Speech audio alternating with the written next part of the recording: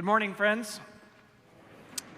May God's grace and peace be with you as we gather our minds and hearts and spirits for a time of worship on this beautiful second Sunday in the season of Eastertide.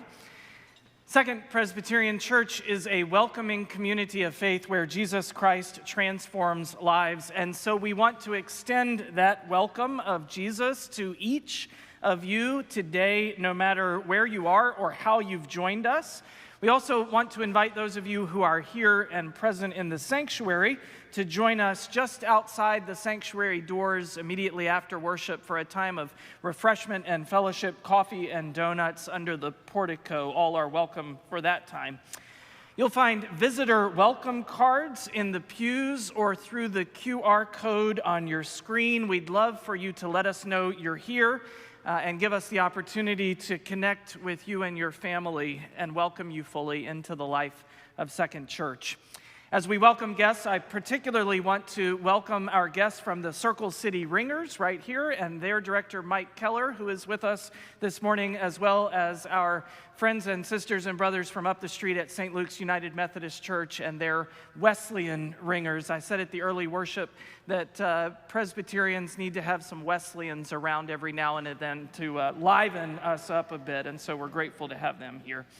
You'll find Eastertide invitations throughout the building. They look like this, and I encourage you to pick one up and find a way or many ways to engage the life of Second Church. Maybe it's families in the garden, in our community garden, or the May Memorial Service coming up. Maybe it's through the Watercolor Society exhibit or the Indianapolis Great Banquet.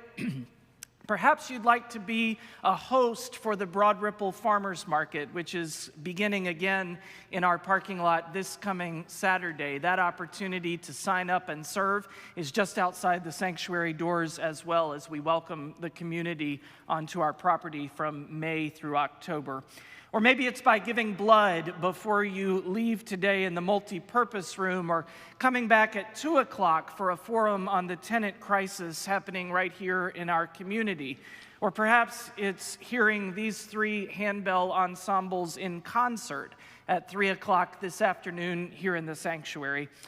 Whether you are here or live beyond Indy, we want to invite you to all these opportunities and more. Details are at secondchurch.org/event.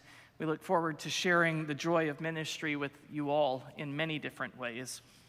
And now, as a people leaning into resurrection hope and the Easter promise afresh, let us worship the God of surprise endings and fresh beginnings.